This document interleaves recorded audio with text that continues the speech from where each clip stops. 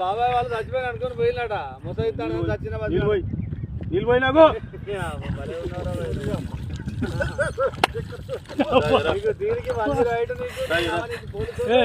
ఎందుకు పన్న వాళ్ళ